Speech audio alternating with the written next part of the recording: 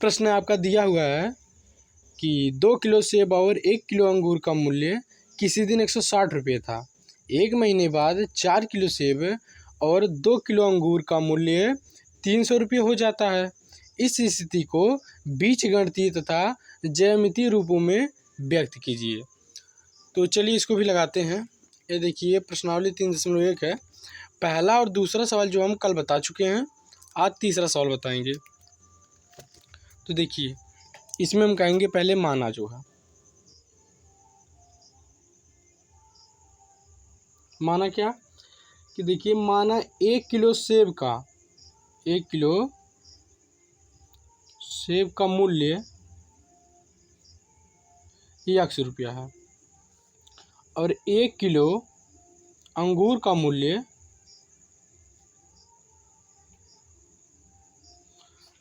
मूल्य जो है Y रुपया मान लेते हैं। ठीक है, तो आप देखिए पहली शर्त आपकी क्या कह रहा है, फर्स्ट कर लेते हैं, केस फर्स्ट मतलब प्रथम शर्त के अनुसार। तो बता रहा 2 किलो सेब और 1 किलो अंगूर का मूल्य किसी दिन 160 रुपये था। तो 2 किलो सेब का रहा है तो 2x लिखेंगे, 1 किलो अंगूर का रहा है तो 1 किलो अंगूर का मूल्य Y रुपया माने ही है तो यहाँ पर Y लिख देंगे। तो 160 रुपया बता रहा है किसी दिन था, इसको यहीं पर छोड़ देंगे। देखिए केस जो आपकी सेकंड बता रहा है कि एक महीने बाद 4 किलो सेब और 2 किलो अंगूर का मूल्य 300 रुपये हो जाता है। तो 4 किलो सेब तो 4x लिखेंगे और 2 किलो अंगूर है तो प्लस 2y बराबर 300 रुपये हो जाता है, तो 300 रुपये। अब देखिए 2 से देखिए दोनों में हम क्या विभाजित हम कर देंगे, तो 2 से हम भाग दे देते हैं। 2 से भाग देंगे, 2 दूना 4, 2 एकम 2, 150 दूना 300। समीकरण इसको हम 2 मान लेते हैं। अब देखिए चलिए इसको जो हम ग्राफ पे दिखाते हैं, तो पहले हम करेंगे समीकरण 1 से। समीकरण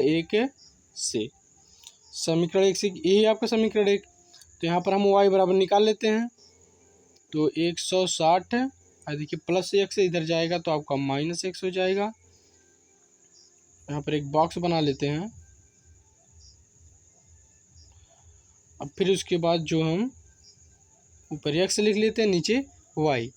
अब देखिए x की जगह पे यदि हम पहले हम 50 रख रहे हैं तो हमें क्या मिलेगा, देखिए x की जगह 50 लिखेंगे तो गुणा कर देंगे, 50 दूना 100 हो जाएगा और 100 में से 160 में से जब 100 घटाएंगे तो हमें 60 प्राप्त होगा। फिर अगर हम 40 रख देते हैं तो 40 दूना कितना हो जाएगा आपका 80। 80 में से जब हम 160 में से 80 घटाएंगे तो आपका 80 ही मिलेगा, अर्थात 40 रख रहे हैं तो हमें 80 मिल रहा है। अब देखिए समीकरण 2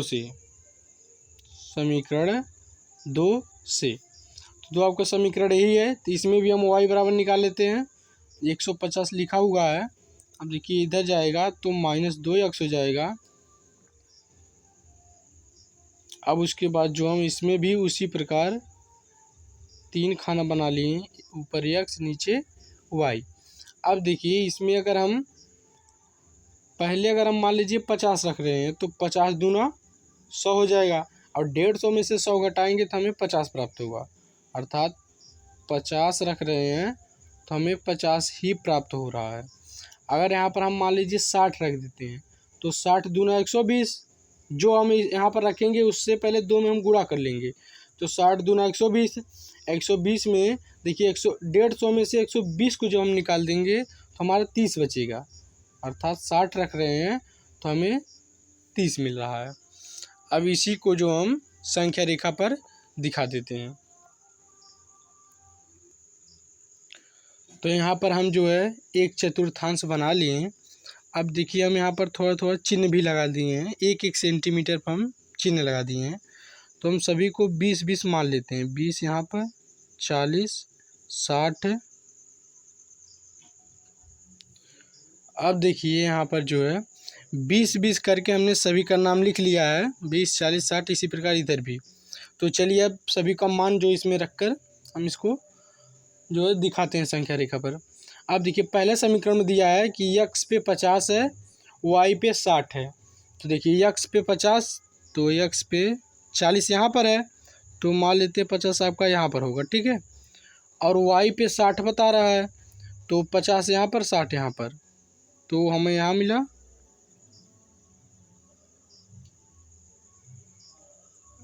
कुछ इस प्रकार जो हम सिद्धांत लेकर यहाँ पर मान लीजिए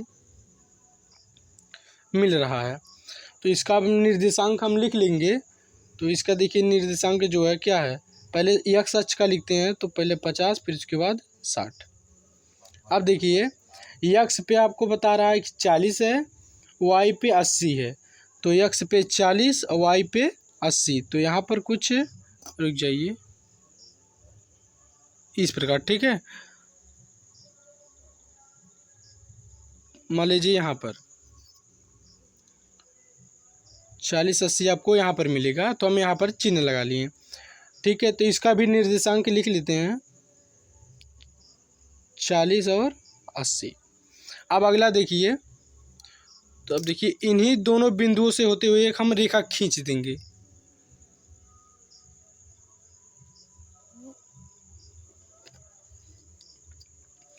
अब दूसरे समीकरण से भी इसी प्रकार लिखेंगे। तो x पे 50 है, y पे भी 50 है, तो देखिए x पे आपका यह 50 हो गया, y पे भी 50, तो यहाँ पर मान लीजिए कुछ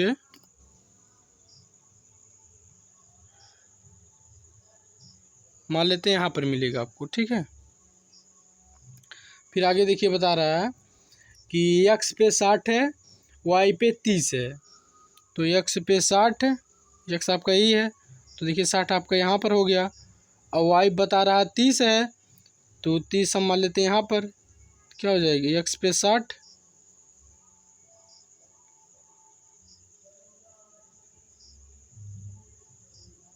कुछ यहाँ पर मिलेगा, ठीक है, 60 30। अब देखिए इन्हीं जो है दोनों बिंदु से होकर जो है एक रेखा और खींच लेते हैं।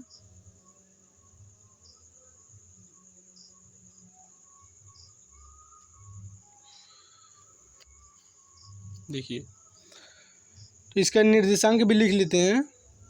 तो इसका देखिए आपका 60 और 30 है, और जो है पहले का कितना है, पहले का आपका 50 50 50 50 हो गया बस।